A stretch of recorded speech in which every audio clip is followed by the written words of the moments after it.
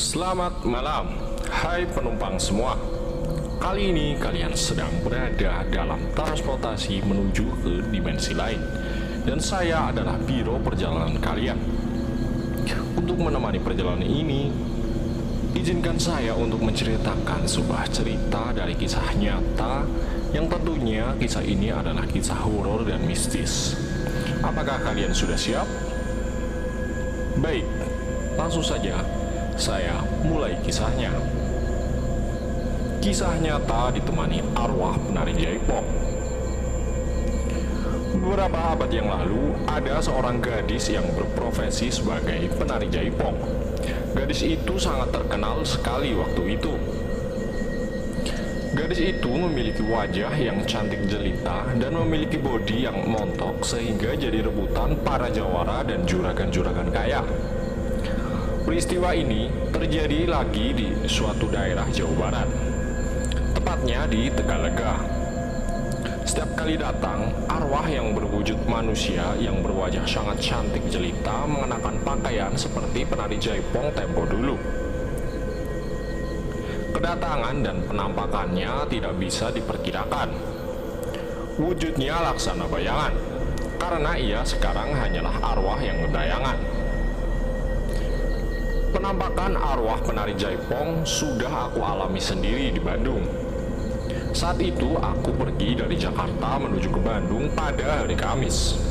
Setelah naik mobil, aku langsung turun di stasiun dan aku menuju jalan raya untuk naik angkutan.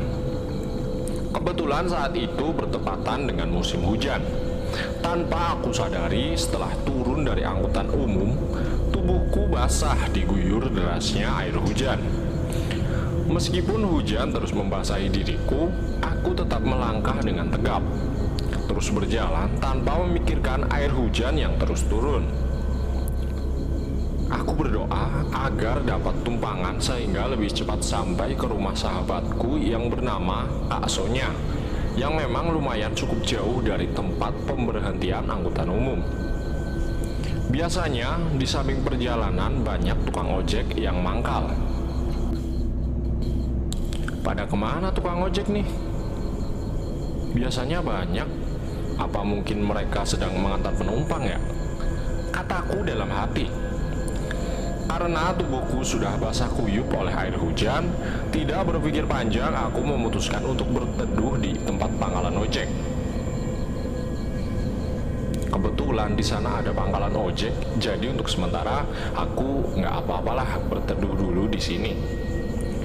Mungkin sebentar lagi tukang ojek sudah ada yang datang, pikirku dalam hati. Setelah sekian lama aku mulai resah karena tubuhku sudah tidak kuat menahan dingin.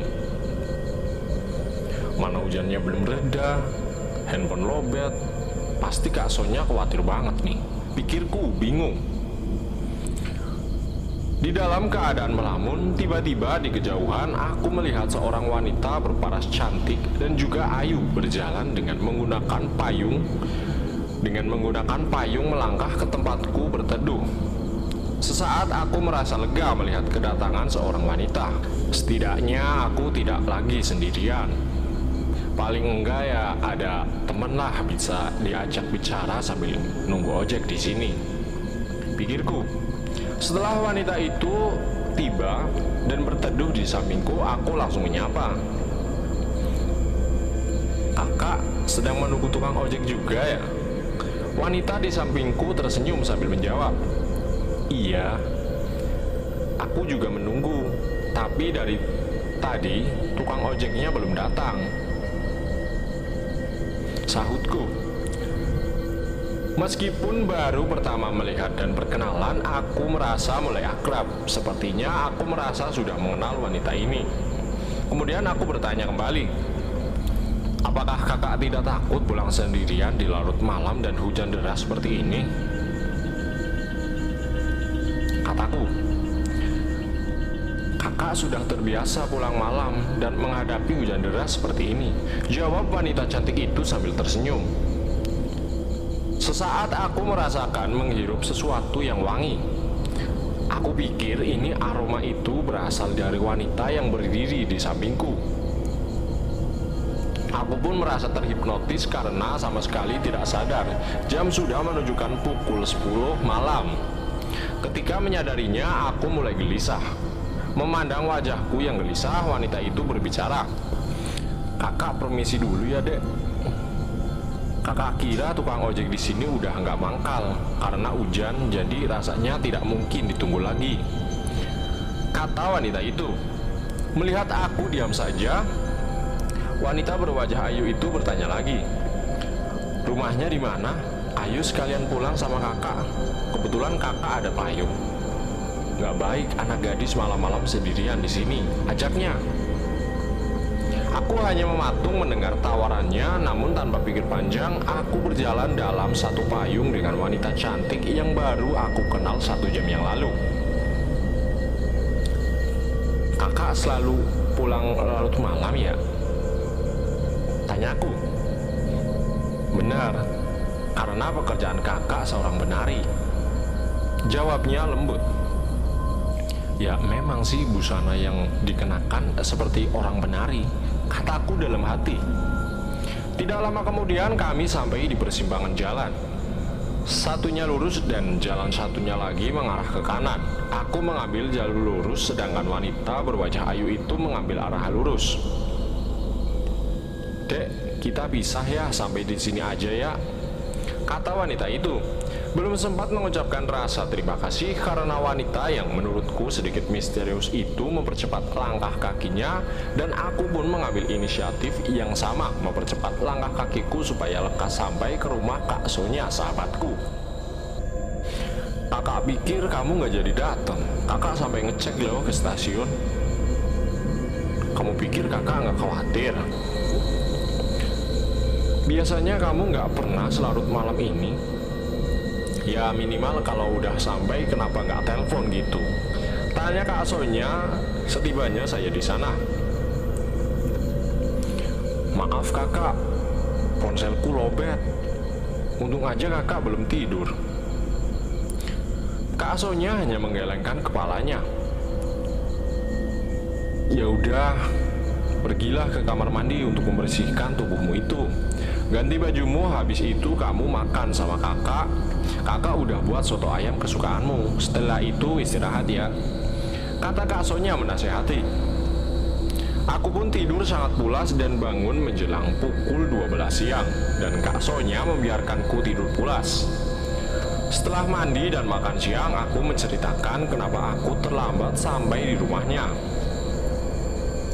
Memang bulan ini di Bandung sudah saatnya musim hujan, jadi kebanyakan tukang ojek banyak yang malas untuk beraktivitas, apalagi di malam yang larut, kata Kak Sonya menjelaskannya. Menurut orang sini, musim hujan yang turun di daerah Tegalega sedikit aneh. Cuaca dan hawanya sangat mendung serta rasa dinginnya sampai menusuk tulang belulang. "Kakak nggak ngerti kenapa kamu bisa bertahan di luar sejak jam 6 sampai jam 10 dalam kondisi tubuh yang basah kuyup pula," kata Kak Sonya lagi. Aku baru sadar dengan apa yang dikatakan Kak Sonya. Aku memang kedinginan, tapi rasa dingin itu hilang setelah aku bertemu dengan kakak cantik malam itu. Namun aku belum menceritakan pertemuanku dengan seorang kakak berwajah ayu kepada Kak Sonya. Sekitar jam 6 sore sehabis mandi dan ibadah, aku pergi keluar rumah sambil membawa payung. Aku masih penasaran kepada kakak cantik yang mengantarku pulang malam itu. Karena kakak bersuara merdu itu belum sempat memberitahu namanya. Aku kagum padanya, dia wanita yang sangat berani. Tidak terlihat sedikit pun ketakutan dari wajahnya yang mulus, namun agak sedikit pucat, mungkin karena capek, pikirku. Kemudian aku ke persimpangan jalan tempat aku dan kakak penari jaipong itu berpisah. Tiba-tiba aku merasa tubuhku dingin. Perutku terasa mulas dan jantungku berdetak lebih cepat. Kepalaku pun terasa sangat pusing. Aku menggeleng dan berbicara sendiri. Ternyata di tempat ini tidak ada persimpangan jalan, tapi aku sangat yakin aku berpisah dengannya di tempat ini. dan penari jaipong itu mengarah ke persimpangan kanan. Tapi mana persimpangannya ya? Dan yang lebih membuatku terkejut ketika aku memandang di sebelah kanan jalan hanyalah beberapa kuburan yang sudah tidak terawat. Dalam kondisi panik, aku langsung meninggalkan tempat itu. Aku tidak berjalan lagi, melainkan berlari sekencang-kencangnya agar dapat lekas sampai ke tempat Kak Sonya. Dan setelah tiba di rumah, aku langsung menceritakan peristiwa ke Kak Sonya dengan napas tersengal-sengal. Kak Sonya tampak terkejut dengan apa yang aku kisahkan. Kemudian dia mengucapkan rasa syukur karena aku selamat dari pengaruh roh penasaran itu. Beberapa minggu ini banyak orang yang sudah menjadi korban kejailan wanita jaipong itu, terutama para tukang ojek dan orang-orang sini. Kak Sonya menceritakan kisah arwah penari jaipong itu. Aku pun mendengarkan dengan serius. Sekitar 29 tahun yang lalu, ada penari jaipong yang sangat terkenal. Selain cantik juga berwajah sangat ayu. Tubuhnya yang aduhai menjadi bahan rebutan para jawara dan juragan-juragan kaya. Sering terjadi pertumpahan darah karena hanya ingin memiliki darah cantik itu. Dan banyak orang-orang yang tewas gara-gara wanita itu. Bahkan ada seorang istri dan anak yang kehilangan ayah mereka karena membela penari jaipong itu. Pada akhirnya penari jaipong itu dibunuh secara tragis oleh salah seorang jawara miskin yang tidak berhasil mendapatkan cintanya itu. Sebelum dibunuh, penari jaipong itu diperkosa secara brutal oleh jawara miskin itu. Setelah tewas, tubuhnya dipotong-potong menjadi 17 bagian. Beberapa bagian potongan tubuh penari itu kemudian dikubur di berbagai tempat. Kata orang sini, kalau potongan-potongan tubuhnya bisa disatukan, maka Nyi Jaipong itu akan hidup kembali.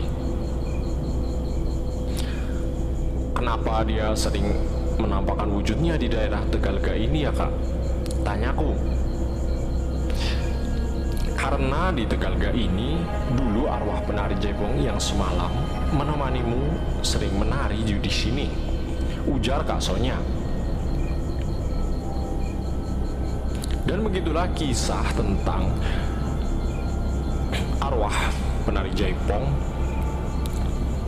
Semoga cerita tersebut bisa membuat teman-teman terhibur dan perjalanan ini menjadi lebih berkesan. Oke, bentar lagi kita sampai di depan. Jangan ada yang tidur.